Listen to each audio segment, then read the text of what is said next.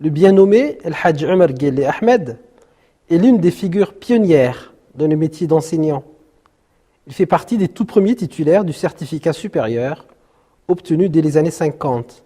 Il effectue néanmoins une 7e année pour acquérir une connaissance approfondie, contrairement à ceux qui ont été restés au certificat élémentaire pour intégrer l'administration comme employé ou interprète.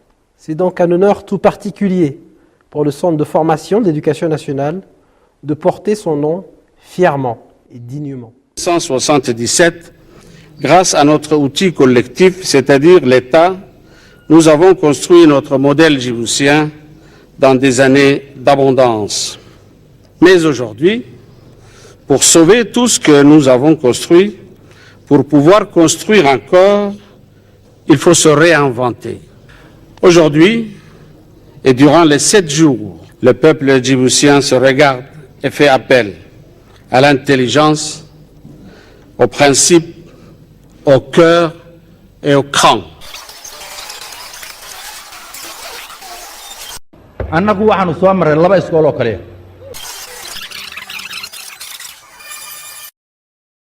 Jusqu'en 1958, elle n'avait rien fait.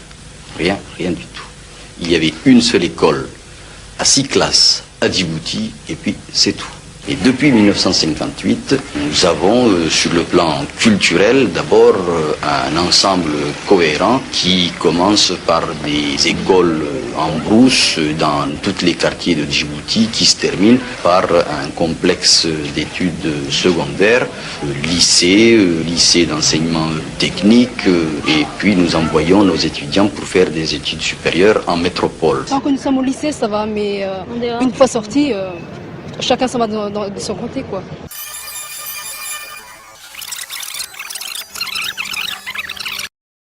Au 27 juin 1977, la petite République de Djibouti compte un peu plus de 150 000 âmes autochtones pour un territoire de 23 200 km². Au lendemain de l'indépendance du pays vis-à-vis de la France, le nombre d'établissements scolaires publics et privés, religieux et laïques, s'élève à peine à une dizaine sur tout le territoire national, dont un seul collège-lycée situé dans la capitale.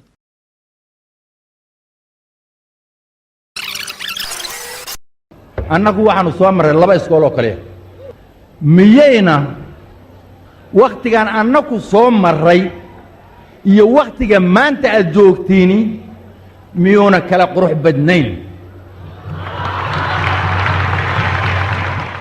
Le gouvernement constitué dès l'indépendance s'est attaché en premier à répondre au manque criant d'infrastructures dignes et de personnel qualifié susceptible de répondre aux attentes basiques de la population.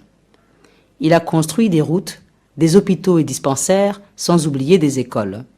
Toutefois, l'école postcoloniale restait alignée sur le système éducatif français, tout en amorçant dans ses contenus de timides tentatives d'ancrage culturel. Ce sont les années de Doudou et de Fatou, de Marigot et de Manioc, de Baobab et de Filao que les quarantenaires djiboutiens reconnaîtront de leur jeunesse. Après les ancêtres gaulois, l'Afrique australe dans la tête des jeunes djiboutiens. Cet effort, certes louable, atteint très vite ses limites. L'école ne fonctionne pas, malgré l'appui de tous les pays partenaires qui mettent à disposition des enseignants coopérants. Et Madina, vous allez venir tous les deux. J'ai dit l'intelligence, les principes, le cœur et le cran, car il nous faudra tout cela pour prendre ensemble des décisions qui influenceront profondément l'avenir de nos générations futures sur le devenir du citoyen djiboutien. Quelle forme donner à notre système éducatif?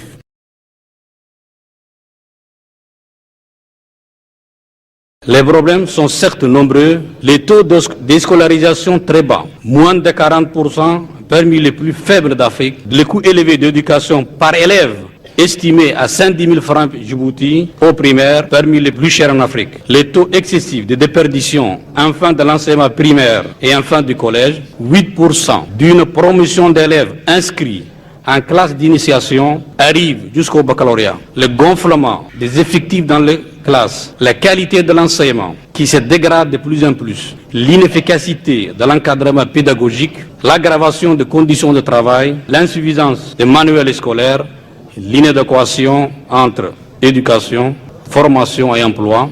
Le ton était donné. Prendre notre destin en main. Et le peuple djiboutien a répondu présent à l'appel. Parents, élèves, enseignants, conseillers pédagogiques, cadres de ministère, société civile, opérateurs économiques se sont côtoyés pendant une quinzaine de jours.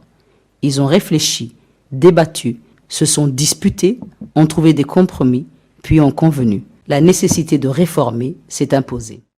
Le résultat, la loi d'orientation de 2000, dans laquelle les Djiboutiennes et les Djiboutiens ont exprimé leurs espoirs, leurs exigences, leurs ambitions, leurs rêves de notre école. Depuis, le ministère de l'Éducation, devenu MENESUP, puis MENFOP, n'a eu de cesse d'œuvrer pour réaliser les missions qui lui ont été assignées. D'abord, travailler l'accès et pour une éducation pour tous. Et pour cela, réhabiliter et construire, quand c'est nécessaire, partout dans le pays pour approcher l'école de son public.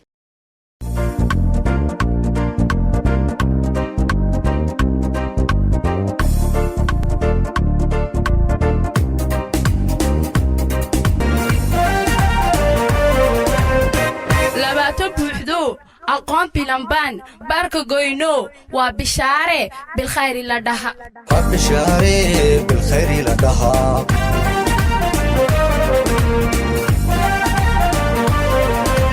baxda barashadu ballan qaadno dalkii iyo galab dadal bixino baahidii beri dhanka barashada ka bogsoonay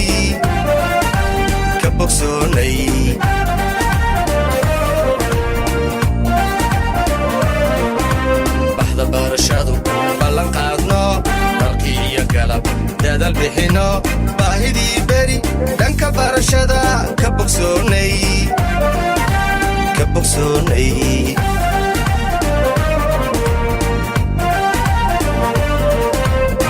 labaatan buuxdo aqoon bilan baan baarka goyne waa bishaare bilkhayri la dhaha. Les classes préparatoires aux grandes écoles de Djibouti, installées à l'école d'excellence, proposent des filières littéraires et scientifiques alignées sur les programmes français. Elles permettent aux étudiants djiboutiens de se présenter au concours des grandes écoles en France, avec des résultats remarquables, notamment grâce à l'organisation de concours délocalisés, comme le CESI à l'Institut français de Djibouti. En 2024, le ministre de l'Éducation nationale et de la formation professionnelle, son Excellence M. Moustapha Mohamed Mahmoud, a reçu au ministère les 2 promotions distinguées de l'école d'excellence pour une cérémonie officielle marquant une étape importante dans le développement des CPGE à Djibouti.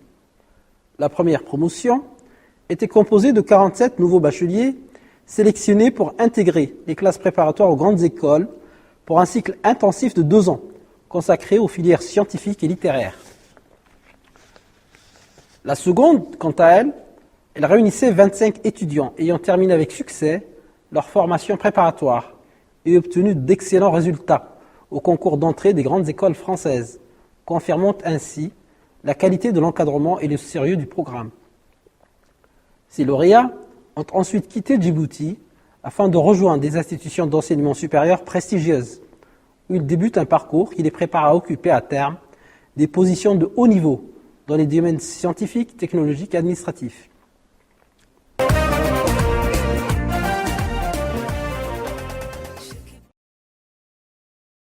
Century high piekan high o. Juste viet car snige na yukai moi raspus.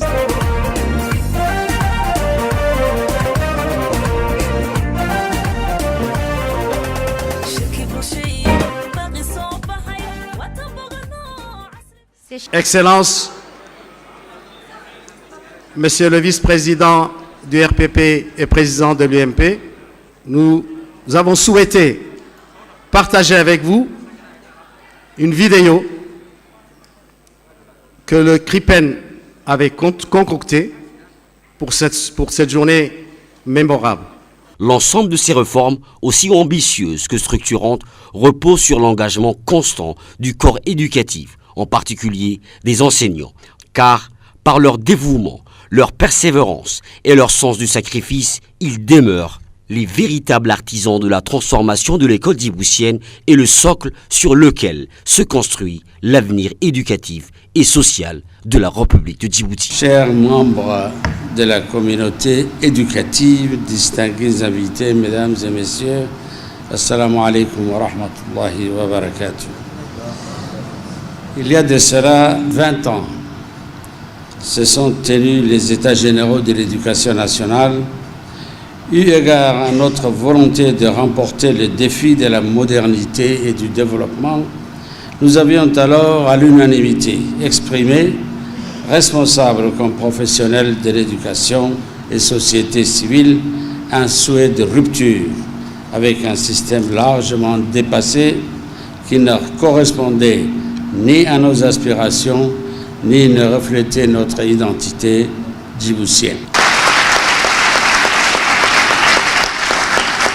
La volonté qui est la mienne et celle de mon gouvernement d'être à vos côtés, chers enseignants et responsables du ministère, pour développer tous ces axes importants qui vont façonner le métier d'enseignant afin de l'adapter aux enjeux du présent et de l'avenir, font écho à vos préoccupations concernant le devenir de votre profession.